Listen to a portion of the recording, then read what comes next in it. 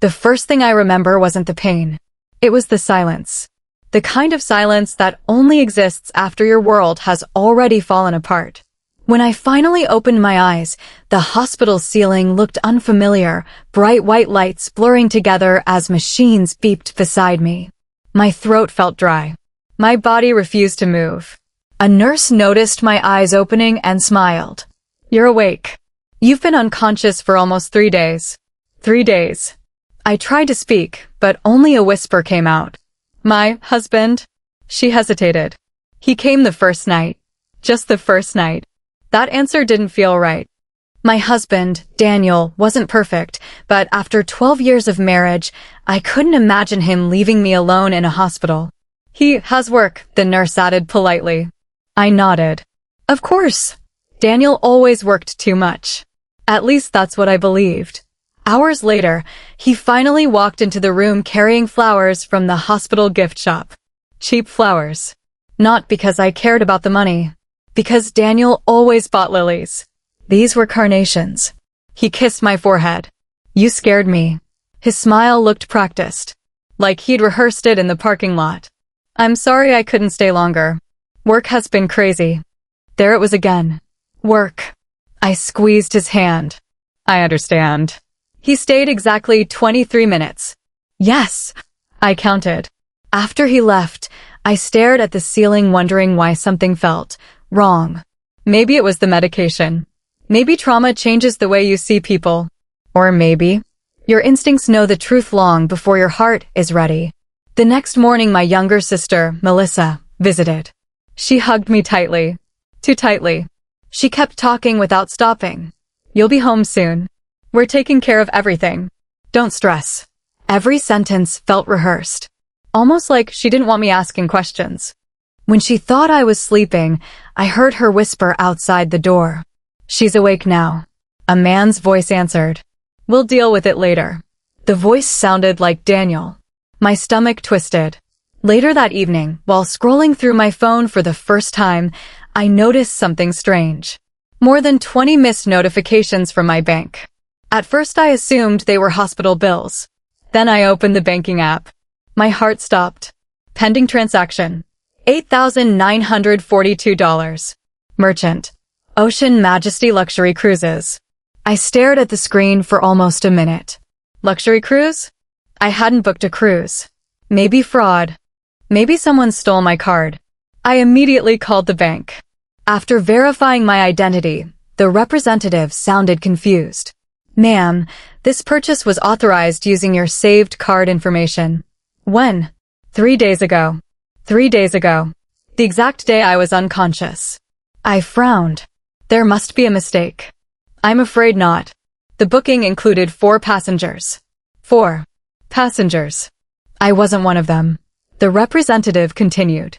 "The names attached to the reservation are Daniel Brooks, my husband, Melissa Brooks, my sister, Tyler Brooks, our 16-year-old son, and Ava Brooks, our daughter." I couldn't breathe. The room suddenly felt too small. Can you tell me where the cruise departs?" "Miami." "When?" "Tomorrow morning." Tomorrow. While I was lying in a hospital bed recovering from emergency surgery, my entire family was preparing to sail across the Caribbean, using my credit card. I hung up. Then I called Daniel. Straight to voicemail. Again. Voicemail. Again. Nothing. 10 minutes later he texted. "At work. Can't talk." At work. I stared at those 2 words until my vision blurred. At work? No. He wasn't at work. He was packing for a luxury vacation. A vacation I was unknowingly paying for, while believing he was too busy to sit beside my hospital bed. Something inside me cracked. Not loudly. Quietly. The way trust breaks. Piece by piece. I opened Facebook. Daniel rarely posted. But Melissa loved social media. Her profile picture hadn't changed. Neither had her latest post. Until I refreshed. A brand new story appeared. A selfie. Airport lounge. Champagne glasses. Designer luggage. The caption made my hands shake. Finally. Family vacation begins. We deserve this. Family. Vacation. I wasn't in the picture. No one mentioned me. Not one comment asked where I was. Then I noticed something even worse. My daughter was smiling. My son looked excited. They knew. Or, did they? Had Daniel told them I couldn't come because of work? Because I was busy? Or had he hidden the truth from everyone? I needed answers. The next morning, my doctor entered my room. You've recovered surprisingly well. If your vitals stay stable, we can discharge you tomorrow. Tomorrow. Exactly when the cruise would already be sailing. Perfect. I smiled politely, then asked one question. If someone wanted to leave today, against medical advice. The doctor raised an eyebrow. I wouldn't recommend it. But could I? He sighed. Legally, yes. An hour later, I signed the paperwork. The nurses begged me to stay. I didn't listen. By afternoon, I was sitting in a taxi heading toward Miami International Airport. Every bump in the road hurt. My stitches burned.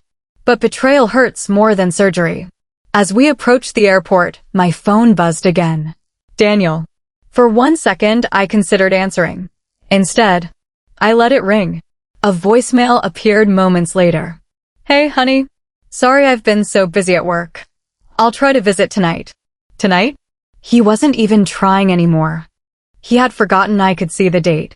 Forgotten that lies collapse under the weight of simple facts. The taxi stopped. I stepped out slowly, then looked toward the massive cruise terminal. Thousands of people. Families laughing. Suitcases rolling.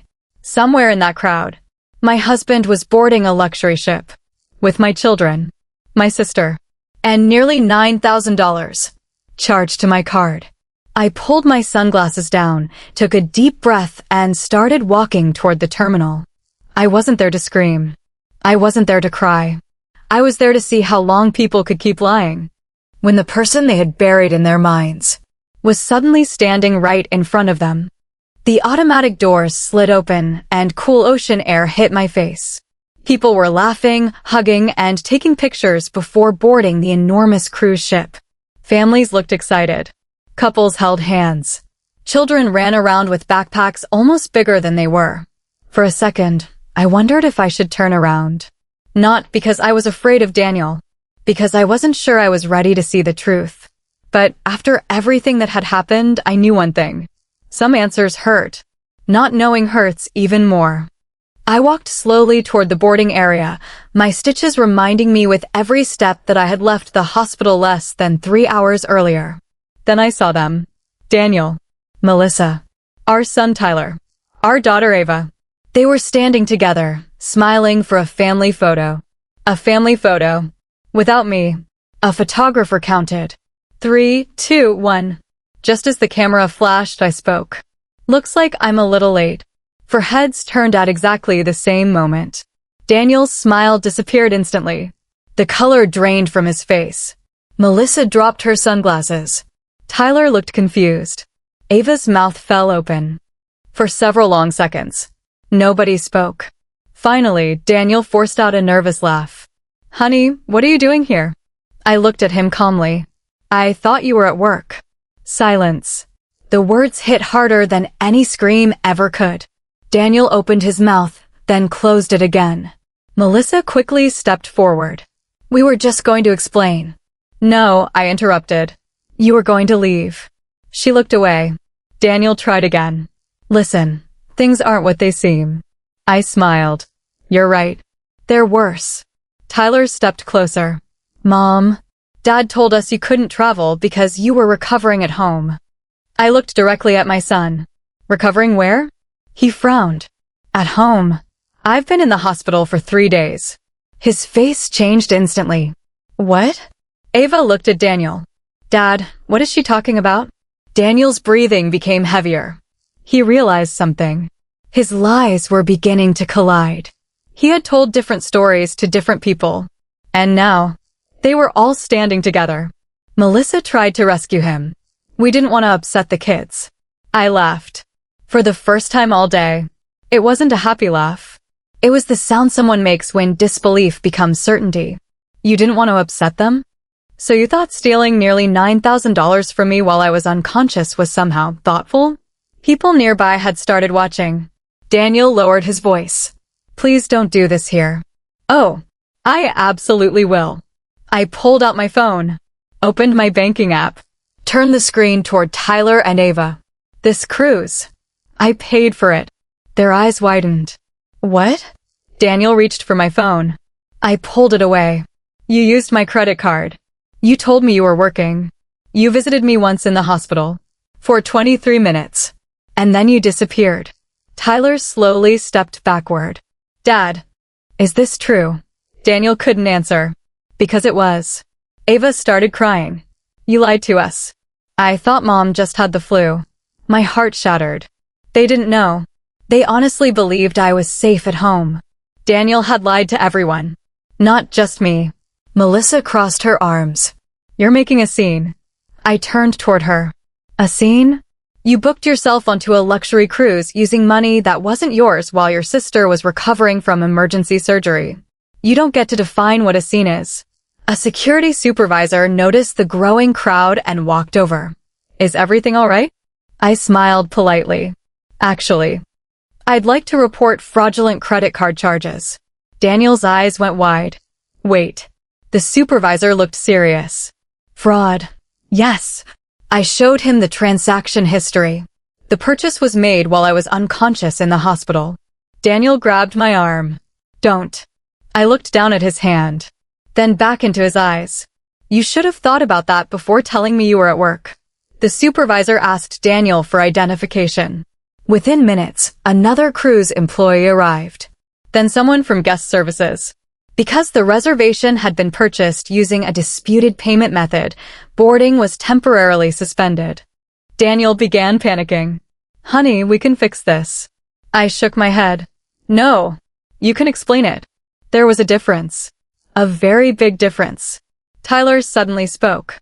Dad, did you really use Mom's card without asking? Daniel looked at the ground. Yes. Why? He hesitated, then quietly admitted the truth. I thought. She'd never notice. The words echoed louder than anything else he'd said all day. Not because of what they meant. Because of how easily he said them. He honestly believed I would never know. Melissa exploded. This is ridiculous. It was just a vacation. I looked at her. No, it wasn't. It was respect. It was honesty. It was loyalty. And all three disappeared long before today. The cruise company manager arrived with paperwork. After reviewing everything, he apologized directly to me. Ma'am, because the payment is under dispute, this reservation has been canceled pending investigation. Daniel looked like he might collapse. Melissa started yelling. Other passengers stared openly now. Some even recorded the argument. The vacation was over before it had begun. But I wasn't finished. I reached into my purse and removed a large envelope. Daniel frowned. What's that? I was waiting for the right time. I handed it to him. He opened it. Inside were divorce papers, prepared weeks earlier. His eyes shot toward me. You already. I started preparing them after I found messages between you and Melissa discussing my finances. His face turned white. No. Oh yes. I didn't know about the cruise. But I knew something was wrong. Melissa suddenly looked terrified. You read those. I read everything. She couldn't even meet my eyes. I also hired a forensic accountant. Daniel froze. The money you've been quietly moving from our savings? I know about that too. The fake business expenses. The hidden account. The cash withdrawals. I know all of it. Tyler stared at his father in complete disbelief. Dad, is there anything else you lied about? Daniel didn't answer. Because silence had become his only remaining defense. A week later, the investigation confirmed the charges were unauthorized. The bank reversed every dollar. The cruise company refunded the payment. Daniel lost access to every joint account. My attorney secured temporary control of our financial assets while the divorce proceeded. Melissa was forced to repay thousands she had taken over the previous 2 years through family loans that never existed. Tyler chose to live with me. Not because I asked. Because trust mattered more than excuses. Ava split her time between us, but over the following months, she began seeing the truth for herself. Daniel spent years trying to explain what happened. But explanations arrive too late when respect leaves first. 6 months later, I received a text. "I'm sorry. I never realized how much I hurt you." I stared at the message for a long time. Then I deleted it. Not out of anger. Out of peace. Forgiveness doesn't always require another conversation. Sometimes it simply means refusing to carry someone else's mistakes any longer. A year later, I finally took a cruise. Not a luxury one. Not the most expensive ship in the world. Just a quiet voyage along the coast with Tyler and Ava. We watched the sunset from the deck together. No lies. No secrets. No pretending. As the waves stretched endlessly toward the horizon, Ava slipped her hand into mine. "I'm sorry we didn't know, Mom." I kissed the top of her head. "You know now." She smiled through tears. "Will we be okay?" I looked out across the ocean. The strongest families aren't the ones that never break. They're the ones that rebuild with honesty. Behind us, the ship's horn echoed across the water. Ahead of us, there was nothing but open sea. And for the first time in a very long time, it finally felt like freedom.